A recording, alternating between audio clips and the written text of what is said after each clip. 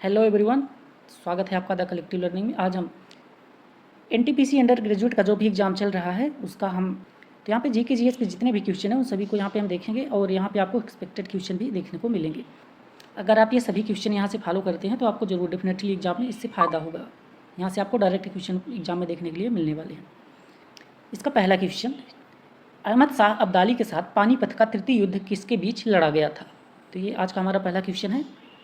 ये आ चुका है 7 तारीख के फर्स्ट शिफ्ट में। तो इसका करेक्ट आंसर क्या होगा? ये मराठा, यानी ये मराठा संघ के साथ लड़ा गया था।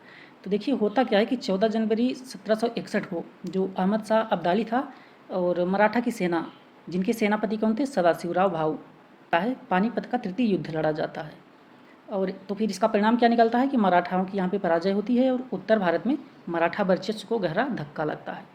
मुगल प्रतीकात्मक जो शक्ति बनी, मुगल जो थे वो प्रतीकात्मक शक्ति बस यहाँ से बने रह जाते हैं। आगे चलकर अंग्रेज़ों के उभार को सुविधा मिली। तो आगे चलकर क्या होता है? अंग्रेज़ों का यहाँ से उत्थान होता है। अगर पानीपत के प्रथम युद्ध की बात करें तो ये 1526 में हुई थी। किसके किसके बीच? तो बाबर और इब्राहिम लोदी के बीच होती है। और द्वितीय जो पानीपत का युद्ध होता है वो 1556 में होता है। तो वो किसके बीच होता है? वो अकबर और हेमू के बीच होता है। और ये तृतीय युद्ध 1761 में था। अगला क्वेश्चन देखते हैं। क्वेश्चन नंबर 2, भारत के प्रथम मुख्य निर्वाचन आयुक्त कौन थे? तो यहाँ पे करेक्ट आंसर आप देख पा रहे होंगे कौन थे? सुकुमार सेन। तो जो 7 तारीख का एग्जाम हुआ है एनटीपीसी का, वहाँ पे क्वेश्चन आए हुए थे। तो होता क्या है कि 1950 से लेकर 1958 का जो कार्यकाल था वहाँ पे पहले मतलब आम चुनाव हुए थे। कब हुए थे? 1951-52 में। तो उस समय कौन थे ये? तो उस समय मुख्य निर्वाचन आयुक्त यही सुकुमार सेन जी थे। और इलेक्शन कमिश्नर को नियुक्त कौन करता है? तो इनको राष्ट्रपति के द्वारा नियुक्त किया जाता है। 24 आर्टिकल नंबर 324 के अंतर्गत होती है। अगला क्वेश्चन देखते हैं। कंप्यूटर में कंट्रोल प्लस एस शॉर्टकट का उपयोग किस लिए होता है? तो सेव द फाइल, यानी कि फाइल को सेव करने के लिए इसका उपयोग किया जाता है। होता यह है कि जो अधिकांश ऑपरेटिंग सिस्टम सॉफ्टवेयर में ये कंट्रोल प्लस एस एक सक्रिय डॉक्यूमेंट प्रोजेक्ट की तरह करंट क्या करता है? करंट स्टेट को राइट टू डिस्क करता है, यानी उसमें सेव करता है। इसके अलावा ऑटो सेव हो गया। इसके अलावा अगर ऑटो सेव होता है तो उसमें क्या होता है कि बैकग्राउंड में भी ये अपने आप सेविंग होती रहती है। अदरवाइज आप कंट्रोल प्लस इसका उपयोग करके आप सेव कर सकते हैं। ये कंप्यूटर से रिलेटेड क्वेश्चन था। इस एनटीपीसी में मतलब अंडर ग्रेजुएट में तो कंप्यूटर से ज़्यादा अभी तक क्वेश्चन देखने के लिए नहीं मिले, पर जब ग्रेजुएशन लेवल का हुआ था तो वहाँ पे कंप्यूटर के बहुत सारे क्वेश्चन देखने के लिए मिले थे। अगला क्वेश्चन देखते हैं। SC/ST क्षेत्रों के शासन व प्रावधान किस सूची में दिए गए हैं? तो किस अनुसूची है? इसका करेक्ट आंसर है 5th शेड्यूल, यानी कि जो 5वीं अनुसूची है वहाँ पे दिया गया है। होता है कि जो अनुसूचित क्षेत्र और जनजातियों के प्रशासन को एक कौन करता है? तो राज्यपाल की इसमें विशेष भूमिका होती है, जिसके अंतर्गत ट्राइबल एडवाइजरी काउंसिलिंग आदि से संबंधित प्रावधान यहाँ पे दिए गए हैं। इसके अतिरिक्त अगर 6वीं अनुसूची की बात की जाए तो जैसे पूर्वोत्तर के राज्य हो गए, कौन करके स्वायत्त जिला परिषद के गठन के लिए बनाया गया है। तो इस तरह से देखिए आप अनुसूचियों से भी पूछा जा रहा है। पुस्तक हर्ट लैम्प का अंग्रेजी अनुवाद किसने किया था? तो इसका करेक्ट आंसर क्या होगा? दीपा भास्ती जी ने किया था। मूल ये कोंकणी या कन्नड़ संबंधी कथा संग्रह था, जिसका इंग्लिश ट्रांसलेशन इन्हीं ने किया है 2025 में। इंटरनेशनल बुकर में इसकी चर्चा भी है। और लेखिका कौन है? तो बानी मुश्ताक। इनके अलावा मतलब ये अतिरिक्त लेखिका के रूप में इनमें शामिल थी। अगला क्वेश्चन देखते हैं। संपर्क विधि से कौन सा अम्ल बनता है? तो कौन सा अम्ल बनेगा? H2SO4, यानी कि सल्फ्यूरिक अम्ल बनता है। यह विश्व में सबसे अधिक औद्योगिक उत्पादित अम्ल है। तो उर्वरक, पेट्रो रसायन, बैटरी आदि में इसका प्रयोग होता है। अगला क्वेश्चन देखते हैं। जागर नृत्य किस भारतीय राज्य में किया जाता है? तो कहाँ पे होता है? उत्तराखंड में किया जाता है। यह एक लोक धार्मिक और अनुष्ठानिक नृत्य है। देव पूर्वजों की स्मृति व आहानि हेतु देव पूर्वजों की स्मृति में इसको किया जाता है। यहाँ पे ढोल बजाया जाता है, जगरी, जागर और गायक और पौराणिक आख्यानों का यहाँ पे गायन किया जाता है, यानी जो पुरानी चीज़ें हैं, पुरानी बातों के बारे में यहाँ पे किया जाता है। अगला क्वेश्चन देखते हैं। भारत की पहली फीचर फिल्म 1913 कौन सी थी? तो उस समय कौन सी बनी थी? राजा हरिश्चंद्र बनाई गई। बनाया कौन था? दादा साहब फाल्के जी के द्वारा इसका निर्माण किया गया था। और पहली अगर टाकी फिल्म की बात की जाए तो ये 1931 में बनी थी। इसका नाम क्या था? आलम आरा, यानी बोलने वाली फिल्म 1931 में आलम आरा बनी थी। तो उसके निर्देशक कौन थे? तो उसके निर्देशक थे आरदेशीर ईरानी। अगला क्वेश्चन देखते हैं। किस देश ने 7000 मीटर शिखर आरोहण के बाद ही एवरेस्ट चढ़ाई की अनुमति की घोषणा की? तो इसका करेक्ट आंसर क्या होगा? यहाँ पे नेपाल ने किया है।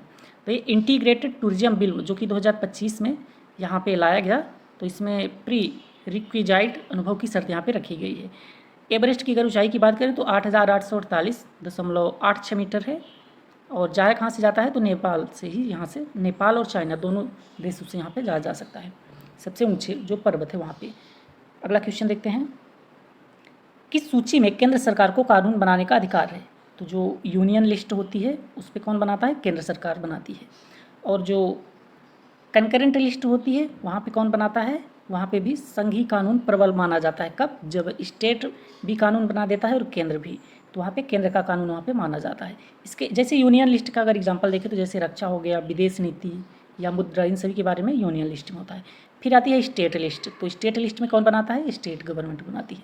अगला क्वेश्चन देखते हैं, पुर्तगाली काल का अगुआड़ा किला किस राज्य में स्थित है? तो कहाँ पे स्थित है? गोवा में स्थित है। गोवा यानी कि सिनकेरिम बीच के पास यहाँ पे ये पड़ता है। 1612 में समुद्री सुरक्षा के लिए डच मराठे खतरे से रक्षा के लिए इसको बनाया गया था। फोर्ट का जो लाइट हाउस क्षेत्र है वो प्रसिद्ध पर्यटन के लिए प्रसिद्ध है। अगला क्वेश्चन देखते हैं, क्वेश्चन नंबर 12, ऑपरेशन सिंदूर में DRDO की कौन सी मिसाइल प्रणाली प्रयुक्त हुई थी? तो किसका यूज किया गया था? यहाँ पे ब्रह्मोस, जो कि भारत और रूस के द्वारा संयुक्त रूप से बनाई गई है। ये है कैसी कि ये सुपरसोनिक क्रूज मिसाइल है। ये भूमि, समुद्र और वायु तीनों जगहों से इसको चलाया जा सकता है। नाम इसका जैसे ब्रह्मपुत्र नदी हो गई भारत की और मोस्कवा नदी हो गई रूस की, उसके नाम पर इसका नाम रखा गया है। अगला क्वेश्चन देखते हैं, पंबन बंदरगाह किस भारतीय राज्य में स्थित है? तो ये तमिलनाडु में स्थित है। रामेश्वरम या फिर पंबन द्वीप, इसको आप वहाँ पंबन द्वीप। पंबन पुल की बात करें तो ये भारत का समुद्र पर बना प्राचीन रेल पुल है। अब समुद्री पुल का ये नवीनीकरण किया गया है। अगला क्वेश्चन देखते हैं, दक्षिण भारत विशेषकर तमिलनाडु में अक्टूबर दिसंबर की वर्षा मुख्यतः किससे होती है? तो किसकी वजह से होता है? नॉर्थ ईस्ट मानसून, यानी कि उत्तर पूर्व मानसून की वजह से होती है। होता है कि जो रिट्रीटिंग मानसून होता है यानी वापस लौटता हुआ मानसून, इसके दौरान बंगाल की खाड़ी से नमीयुक्त पवनें आती हैं। और एक फैक्ट आप और याद रखिएगा कि जैसे केरल और कर्नाटक में प्री मानसून बौछारें होती हैं जिसको मैंगो शॉवर बोला जाता है, यानी मानसून आने से पहले ही वहाँ पे बारिश होती है, तो उसको मैंगो शॉवर कहते हैं। तो कहाँ पे होती है? केरल और कर्नाटक में। अगला क्वेश्चन देखते हैं, स्वतंत्रता के बाद भारत में किस क्षेत्र में सबसे अधिक कमी रही? तो किस क्षेत्र में कमी रही? जहाँ पे भी आपके ऑप्शन दिए गए रहे होंगे उसके अकॉर्डिंग इसका करेक्ट आंसर क्या होगा? भोजन में कमी रही थी, क्योंकि विभाजन के समय क्या था कि यहाँ सूखा था, उपज की काफ़ी ज़्यादा कमी थी। और उसके अलावा अगर बात करें तो शरणार्थी जो थे वो भी काफ़ी ज़्यादा आ रहे थे, तो उसका भी दबाव था। आयात अनाज पर निर्भरता थी भारत की। फिर क्या होता है कि हरित क्रांति जो कि 1960 में लाई जाती है, तो इससे गेहूँ और धान के उत्पादन में काफ़ी ज़्यादा उछाल आता है। अच्छा, फिर हरित क्रांति का पहला प्रयोग कहाँ किया जाता है? तो ये पंजाब और हरियाणा जैसे राज्यों में पहले इसका उपयोग किया जाता है। तो इसका करेक्ट आंसर क्या होगा? यानी भोजन की कमी रही थी। अगला क्वेश्चन देखते हैं, वोडाफोन कंपनी भारत में कब आई थी? तो कब आई थी? 2007 में आई थी। तो 2000 और बाद में वोडाफोन आइडिया का विलय 2018 में हो जाता है। तो अभी ये वोडाफोन क्या है? VI के नाम से जाना जाता है, जो कि 2018 में विलय हो गया था। अगला क्वेश्चन देखते हैं, नॉर्थ वेस्टर्न रेलवे का मुख्यालय कहाँ पे स्थित है? तो ये कहाँ पे है? जयपुर राजस्थान में स्थित है। इसकी स्थापना कब हुई थी? तो इसकी स्थापना 2002 में की गई थी। ईस्टर्न का किधर है? तो कोलकाता में, और वेस्टर्न का मुंबई में है। अगला क्वेश्चन देखते हैं, हाइड्रोजन आवर्त सारणी के किस समूह में आता है? तो किस समूह में आता है? ग्रुप A में आता है। कारण ये है कि जो हाइड्रोजन होता है उसका अगर आप इलेक्ट्रॉनिक विन्यास करते हैं तो क्या होता है? उसमें एक ही इलेक्ट्रॉन पाया जाता है। ये क्या है? एक अद्वितीय होता है, यानी धातु अधातु इस दोनों गुणों को ये दर्शाता है। और ये अलग फैमिली का भी माना जाता है, शामिल इसमें पहले होता है क्योंकि ये इलेक्ट्रॉनिक विन्यास के अनुसार पहले ही ग्रुप में आ जाता है। अगला क्वेश्चन देखते हैं, भारत में भाषाई आधार पर बना पहला राज्य कौन था? तो आंध्र प्रदेश बना था, जो कि 1953 में बनाया गया था, यानी कि 1 अक्टूबर 1953 को मद्रास राज्य से तेलुगु भाषी क्षेत्रों का यहाँ पे पृथक्करण किया जाता है। सबसे प्रमुख नाम याद रखिएगा कि पोटी श्रीरामुलु एक व्यक्ति थे, उन्होंने क्या किया था? तो आमरण अनशन किया था। इसकी वजह से फिर क्या होता है आगे चल करके 1953 में ये राज्य बनता है। अगला क्वेश्चन देखते हैं, सूचना का अधिकार अधिनियम देश भर में कब लागू हुआ था? तो कब लागू किया गया था? अक्टूबर 2005 में लागू किया गया था, वो भी 12 अक्टूबर के दिन। इसके लिए विधेयक 15 जून 2005 को पारित किया जाता है, और इसका उद्देश्य क्या होता है? तो ये गवर्नेंस में ट्रांसपेरेंसी और अकाउंटेबिलिटी लाने के लिए लाया गया था। अगला क्वेश्चन देखते हैं, सुलह एक कुल की नीति किस मुगल बादशाह ने अपनाई थी? तो इसका सही आंसर क्या होगा? अकबर ने इसको अपनाया था। सभी धर्मों के प्रति सहिष्णुता और समान व्यवहार का उद्देश्य था अकबर का। 1770 में ये लागू हुआ था, तो धार्मिक बहस से इबादत खाना बनाया गया, जजिया कर का यहाँ पे समाप्ति कर दी गई थी। अगला क्वेश्चन देखते हैं, जागर नृत्य किस राज्य में प्रसिद्ध है? इसका सही आंसर क्या होगा? उत्तराखंड में ये प्रसिद्ध है। देवताओं और पूर्वजों के समर्पित लोक नृत्य है। यहाँ पे ढोल दमाऊ का प्रमुख उपयोग किया जाता है। अगला क्वेश्चन देखते हैं। 1913 में बनी भारत की पहली फिल्म कौन सी थी? तो ये दोबारा से क्वेश्चन रिपीट हो गया है, तो कौन सा है? राजा हरिश्चंद्र थी। 2024 का ICC men's cricketer of the year किसे मिला? तो इसका सही आंसर क्या होगा? जसप्रीत बुमराह को मिला है। इसके अलावा आप फैक्ट ये याद रखिएगा कि महिला ओडीआई क्रिकेटर में किसका नाम शामिल है? तो स्मृति मंधाना का शामिल है। और महिला क्रिकेटर ऑफ द ईयर की अगर बात किया जाए तो उसमें शामिल है अमेलिया केर से आप याद रखिएगा। अगला क्वेश्चन देखते हैं। भारतीय संविधान में संशोधन के लिए लोकसभा में किस प्रकार का बहुमत आवश्यक है? तो यहाँ पे क्या होता है? विशेष बहुमत की जरूरत पड़ती है, जिसका मतलब क्या होता है कि 2/3 सदस्य होने चाहिए और कुल सदस्यों के 50% से ज़्यादा का समर्थन होना चाहिए। कुछ संशोधन है तो क्या होता है कि राज्यों से कुछ संशोधन है तो राज्यों की आधी से अधिक विधानसभाओं की भी वहाँ पर सहमति लेनी होती है। अगला क्वेश्चन देखते हैं। अधिकार के बढ़ते क्रम में व्यवस्थित करें। कौन कौन से यहाँ पे? जैसे कि उप राज्य मंत्री, कैबिनेट मंत्री, तो ये सभी ऑप्शन इस तरह से कुछ दिए गए थे। इनको क्या करना था?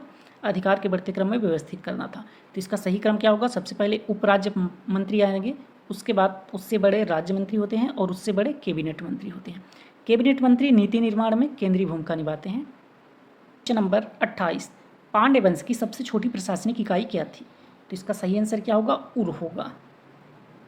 ग्राम स्तर की अगर बात करें तो उर क्या था? ग्राम का एक स्तर था।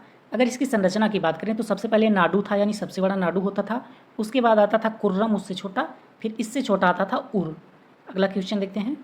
भारत में तराई और भाबर के मैदान कहाँ पाए जाते हैं? तो ये तराई और भाबर के मैदान उत्तरी हिमालय के, तो ये at the Himalayan foot hills, यानी कि जो हिमालय का फुट है वहाँ पर ये पाए जाते हैं। यानी कि तलहटी क्षेत्र जैसे कि उत्तराखंड हो गया, उत्तर प्रदेश, बिहार, उत्तर बंगाल में ये सभी हैं। भाबर में क्या होता है कि कंकड़ पत्थर, और तराई में जल भराव, सघन वनस्पति, ये सभी यहाँ पाए जाते हैं। अगला क्वेश्चन देखते हैं। 11वीं से 18वीं शताब्दी में मध्यकालीन भारत में किस विचार पर सबसे अधिक जोर दिया गया था? तो उस समय भक्ति आंदोलन का काल चल रहा था। तो भक्ति सूफी आंदोलन ने क्या किया था? समाज व धर्म पर व्यापक अपना प्रभाव डाला था। जैसे कि कबीर, मीरा, तुलसी, सूफी सिलसिले, चिश्ती और सुहरावर्दी, ये सभी चल रहे थे उस समय पे। अगला क्वेश्चन देखते हैं। किस शॉर्टकट से फाइल रिसाइकिल बिन में बिना भेजे स्थायी रूप से डिलीट हो जाती है? तो अगर आप स्थायी रूप से डिलीट करना चाहते हो तब स्विफ्ट के साथ डिलीट बटन का अगर उपयोग करेंगे तो ये चला जाता है। क्यों होता है? क्योंकि ये बाईपास करता है डिलीशन को, और इससे रिकवरी थोड़ी कठिन हो जाती है क्योंकि ये डायरेक्ट डिलीट होता है। और अगर साधारण आप डिलीट करते हैं तो पहले रिसाइकिल बिन में जाता है। अगला क्वेश्चन देखते हैं।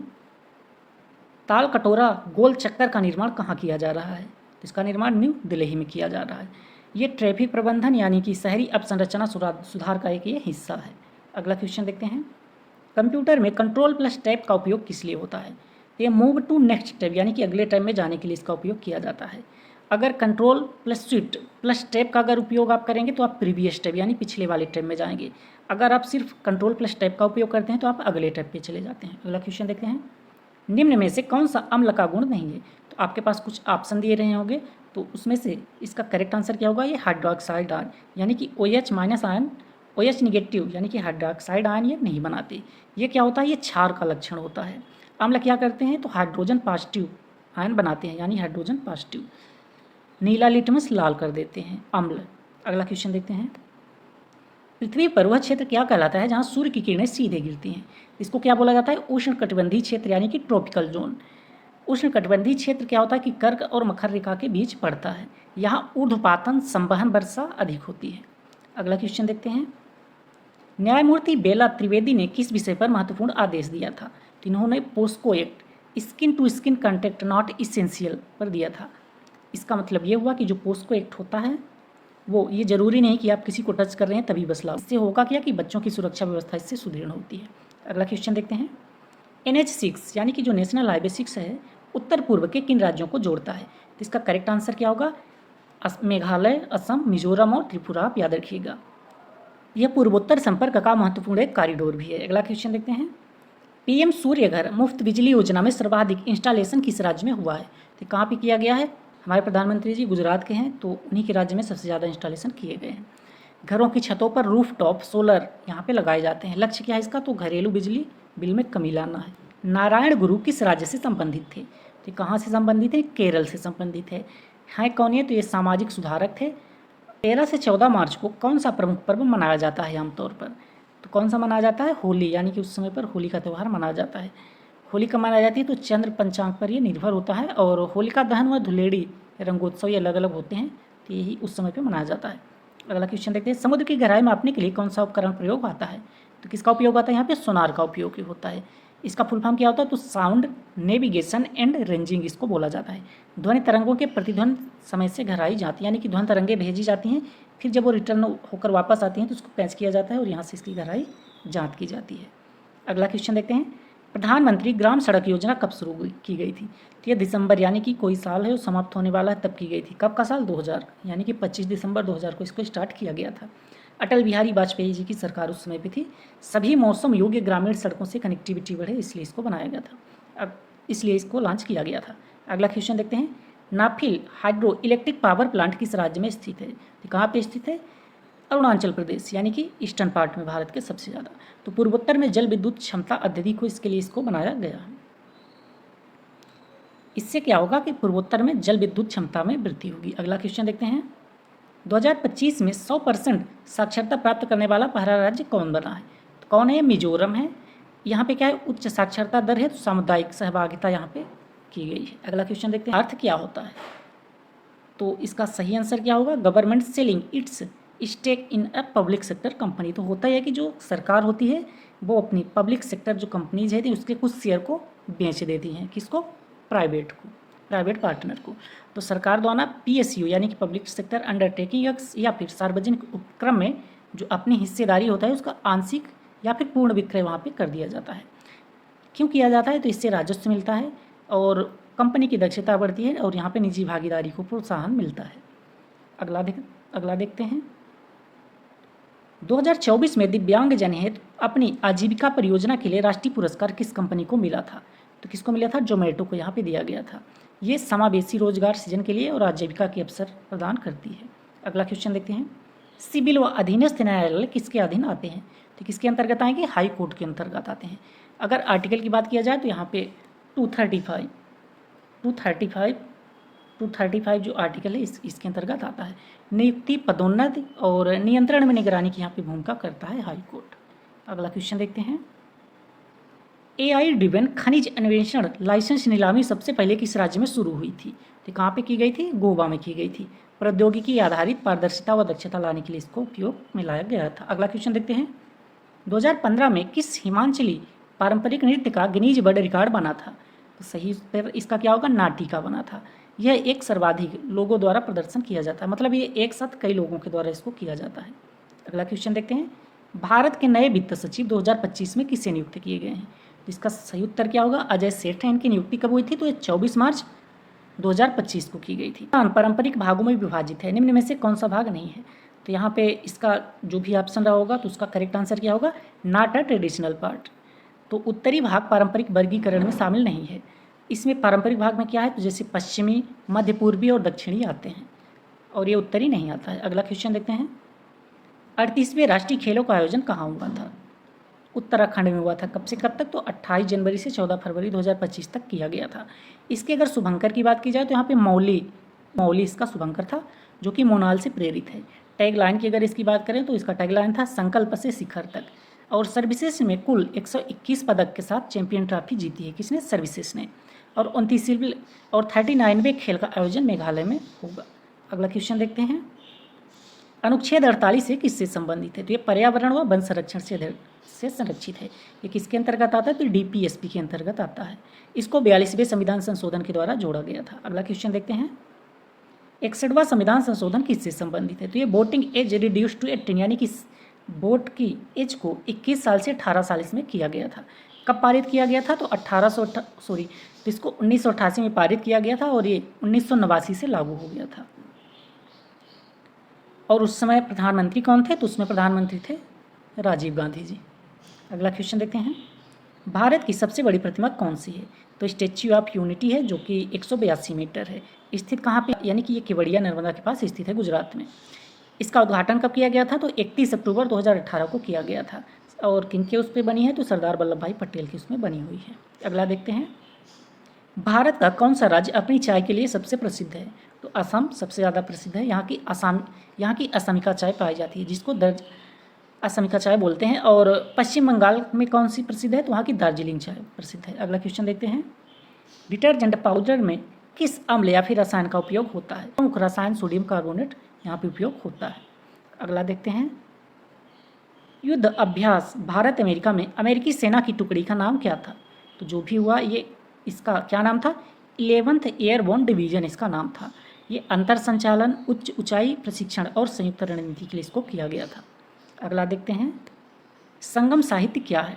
तो संगम साहित्य क्या है? प्राचीन तमिल साहित्य है। तमिल में रचित प्राचीन साहित्य 3 संगम से संबंध है। लगभग इसको कब बनाया गया था? तो 300 BC से लेकर 300 CE के बीच इसको बनाया गया था, मतलब इसको संहित किया। भीमबेटका की गुफाएं किस राज्य में है? तो ये मध्य प्रदेश में स्थित हैं। मध्य प्रदेश के जो रायसेन जिला है वहाँ पर ये पड़ती हैं। और 2003 में इसको यूनेस्को के विश्व धरोहर में भी शामिल किया गया था। अगला क्वेश्चन देखते हैं, हाल में RBI के नए उप गवर्नर कौन नियुक्त हुए हैं? तो कौन है? पूनम गुप्ता जी। इनकी नियुक्ति 2 अप्रैल 2025 को की गई थी। इनका कार्यकाल कब तक है? तो 3 वर्ष के लिए इनको नियुक्त किया गया है। किस राज्य ने AI से संबंधित मिशन योजना शुरू किया है? तो इसका करेक्ट आंसर क्या होगा? तेलंगाना ने किया है। स्टेट AI मिशन नाम से इन्होंने शुरू किया है। और नेक्स्ट कामकाज का सबसे बड़ा विधि अधिकारी कौन होता है? कौन होता है? अधिवक्ता होते हैं। किस अनुच्छेद के अंतर्गत? तो अनुच्छेद 165, अनुच्छेद 165 के अंतर्गत होते हैं। इनकी नियुक्ति राज्यपाल करते हैं। और योग्यता की अगर बात की जाए तो उच्च न्यायालय के न्यायाधीश के समान इनकी योग्यता होनी चाहिए। कान फिल्म महोत्सव, कान फिल्म समारोह का मुख्य पुरस्कार क्या है? इसका सही उत्तर क्या होगा? पाम डियोर यहाँ पे होता है। ये सर्वश्रेष्ठ फिल्म के लिए दिया जाता है। 1955 से ये प्रचलित है। हिमालय की सबसे पूर्वी प्रमुख चोटी कौन सी है? तो इसका सही उत्तर क्या होगा? नामचा बरवा। नामचा बरवा ये 7782 मीटर है। तिब्बत में ब्रह्मपुत्र के मोड़ के पास ये स्थित है। अगला क्वेश्चन देखते हैं, हाल ही में 2024-25 भारत में यूके से आए FDI फॉरेन डायरेक्ट इन्वेस्टमेंट का लगभग कितना प्रतिशत रहा? तो यूके से कितना FDI आया है? लगभग 1% आया है। सबसे अगर प्रमुख स्रोत की बात की जाए तो सिंगापुर, मॉरिशस, USA, इनसे कुल FDI की अगर बात करें तो 81 बिलियन डॉलर यहाँ से आया है। अगला क्वेश्चन देखते हैं, किसके प्रति राज्य का मुख्यमंत्री उत्तरदायी होता है? तो किसके प्रति होता है? स्टेट लेजिस्लेटिव असेंबली यानी कि विधानसभा के प्रति। अगला क्वेश्चन देखते हैं, रडार ऐप किसने लॉन्च किया है? तो किसने किया? IMD यानी कि इंडिया मेट्रोलॉजिकल डिपार्टमेंट, जो कि मौसम विज्ञान से संबंधित है। तो इसका उपयोग क्या होगा कि मौसम वर्षा की रियल टाइम ट्रैकिंग के लिए इसको उपयोग में लाया जाएगा। अगला क्वेश्चन देखते हैं, हर घर में जल पहुंचाने के लिए कौन सी योजना शुरू की गई है? तो जल जीवन मिशन की शुरुआत की गई है। कब की गई थी? तो 15 अगस्त 2019 को। अभी देखिए 15 अगस्त आने वाला है, तो इसी 15 अगस्त को, लेकिन कब? 2019 में इसको शुरू किया गया था। इसका लक्ष्य क्या था? तो हर ग्रामीण घर में नल से पेयजल पहुँचाया जाए। अगला क्वेश्चन देखते हैं, सड़क निर्माण में रडार तकनीकी का उपयोग किस मंत्रालय ने किया है? तो किसने किया है? जो सड़क बनाती है वही करेगी, तो ministry of road transport and highway ने किया है। अगला क्वेश्चन देखते हैं, बौद्ध धर्म में एकल कथा का संकलन किस ग्रंथ में मिलता है? तो भाई उत्तर क्या होगा? जातक कथाएं। तो जातक कथाएं क्या है? कई सारी यहाँ पे कहानियाँ दी गई हैं, बुद्ध से भी जुड़ी हुई कहानियाँ यहाँ पे देखने को मिलती है। जातक कथाएं जैसे कि सूत्र पिटक का ये हिस्सा है और बुद्ध के पूर्व जन्मों की यहाँ पे कथाएँ लिखी गई हैं। अगला देखते हैं, भारत में हरित क्रांति का अग्रणी राज्य कौन था? तो कौन था? पंजाब था। पंजाब के साथ साथ हरियाणा और पश्चिम उत्तर प्रदेश भी इसमें शामिल था।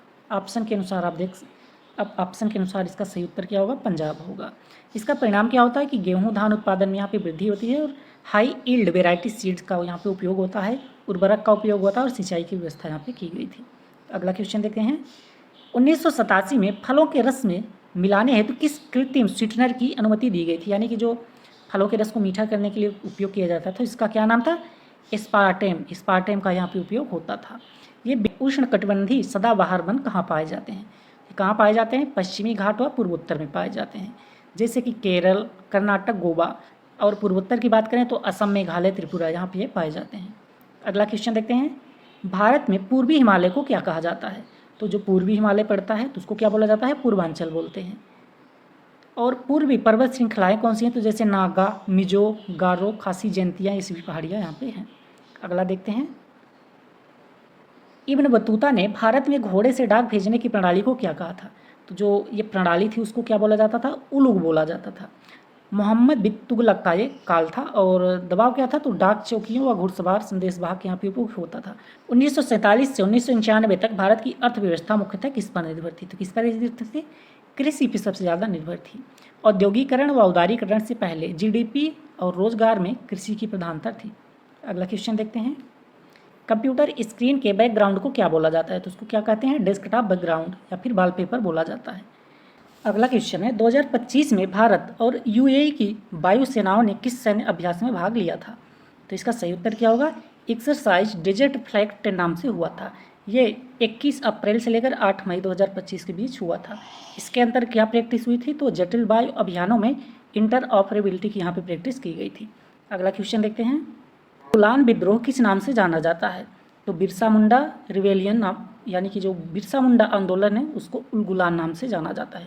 ये 1899 से 1900 के बीच हुआ था। कहाँ पे? तो छोटा नागपुर पठार, तो छोटा नागपुर क्षेत्र के आसपास हुआ था। नीति आयोग के sustainable development goal India index 2023-24 में शीर्ष पर कौन सा था? तो इसका सही उत्तर क्या होगा? केरला और उत्तराखंड दोनों थे। इनका स्कोर कितना था? तो ये 79 स्कोर के साथ थे। भारत का जो समग्र SDG स्कोर था 2023-24 में, तो ये 71 था, यानी कि टोटल अगर देखा जाए इंडिया का तो 71 था। ये किस श्रेणियों के अंतर? तो जैसे एस्पिरेंट के अंतर्गत 0 से लेकर 49 स्कोर तक, फिर परफॉर्मर कैटेगरी होती है 50 से लेकर 64 तक, फिर फ्रंट रनर की कैटेगरी होती है 65 से लेकर 99, और अचीवर जो होते हैं उनको 100 का स्कोर दिया जाता है। अगला देखते हैं। भारत सरकार अधिनियम 1919 के तहत कौन से विषय ट्रांसफर्ड श्रेणी में भारतीय मंत्रियों को सौंपे गए थे? तो शिक्षा व स्थानीय सुशासन दिया गया था। यहाँ पे डायरकी प्रणाली अपनाई गई थी। रिजर्व्ड विषय ब्रिटिश अधिकारियों के पास थे और ट्रांसफर्ड विषय निर्वाचित भारतीय मंत्रियों के पास थे। उदाहरण के लिए अगर समझा जाए तो जैसे public health, agriculture, public works, ये सभी क्या थे? ये प्रांतीय दायरे में आते थे। अगला क्वेश्चन देखते हैं। तानवी द ग्रेट फिल्म के निर्देशक कौन थे? तो इसका सही उत्तर क्या होगा? अनुपम खेर जी थे। अगला क्वेश्चन देखते हैं। UNECE का 2025 का सस्टेनेबल डेवलपमेंट कहाँ आयोजित हुआ? तो कहाँ पे होता है? स्विट्जरलैंड, जो कि जिनेवा में है। स्विट्जरलैंड के जिनेवा शहर में होता है। ये 2 से 3 अप्रैल 2025 में हुआ था और इसकी थीम क्या थी? तो 2030 एजेंडा के लिए सतत, समावेशी और विज्ञान आधारित समाधान, ये इसकी थीम थी। अगला देखते हैं। मलेरिया किस जीव से होता है और किस वाहक से फैलता है? तो किससे होता है? ये फीमेल एनोफिलीज मॉस्किटो से होता है और उसका नाम क्या है? तो प्लाज्मोडियम प्रोटोजोआ। अगला देखते हैं। ब्रह्मोस इंटीग्रेशन एवं टेस्टिंग सुविधा परीक्षण किस शहर में हुआ? तो ये लखनऊ में किया गया है। रक्षा औद्योगिक कॉरिडोर असेंबली क्षमता बढ़ाने के लिए इसको। जम्मू कश्मीर में घुसपैठ रोकने के लिए अभियान किस देश से आने वाली घुसपैठ पर केंद्रित होती हैं? तो किस पे होते हैं? पाकिस्तान से ही आने पर। जो पाकिस्तान से घुसपैठी आते हैं उन्हीं को ये कंट्रोल करने आते हैं। ऑपरेशन पराक्रम, ऑल आउट, सिंदूर आदि ये सभी चलाए गए। अगला क्वेश्चन देखते हैं। बहुआयामी गरीबी सूचकांक का कौन सा आयाम नहीं है? जो आय होती है वो नॉट अ डायरेक्ट डायमेंशन होती है। आय प्रत्यक्ष आय आयाम नहीं, बल्कि आय यानी कि जो प्रत्यक्ष आय हो गया इसमें शामिल नहीं है, बल्कि लिविंग स्टैंडर्ड इसमें शामिल होते हैं। और MPI multi dimensional poverty index के 3 आयाम होते हैं। स्वास्थ्य होता है, शिक्षा होता है और मानव जीवन स्तर होता है। भारत के 39वें राष्ट्रीय खेलों की मेजबानी कौन सा राज्य करेगा? तो कौन करेगा? मेघालय। और 38वें यानी कि 38वें की कौन किया था? तो उत्तराखंड, जो कि 2025 में। अगला देखते हैं।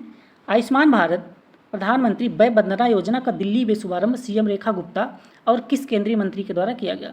तो किन्होंने किया था? हरदीप सिंह पुरी जी। उद्देश्य क्या है? तो 60 वर्ष से प्लस के जो वरिष्ठ निश्चित पेंशन और LIC द्वारा इसका संचालन किया जाता है। डिटर्जेंट पाउडर में किस अम्ल का उपयोग होता है? तो सल्फोनिक अम्ल यहाँ पे यूज होता है। तो इस तरह से जितने भी महत्वपूर्ण क्वेश्चन थे 7 तारीख के दिन आए हुए वो सभी हमने यहाँ पे देखे और कुछ एक्सपेक्टेड क्वेश्चन भी यहाँ पे हमने किए। आप ये सभी क्वेश्चन करके जाते हैं तो आपको आने वाले समय में दिनों में जो भी एग्जाम होंगे वहाँ पे आपको इससे डायरेक्ट क्वेश्चन देखने के लिए मिलेंगे जो कि रिपीट होंगे, डेफिनेटली आपको आगे एग्जाम में देखने के लिए मिलने वाले हैं। तो लाइक कीजिए और शेयर कीजिए अपने दोस्तों के साथ और इस चैनल को सब्सक्राइब कीजिए। और अगर आपका एग्जाम हो चुका है या होने वाला है तो आप कमेंट बॉक्स में बताइएगा कि इसकी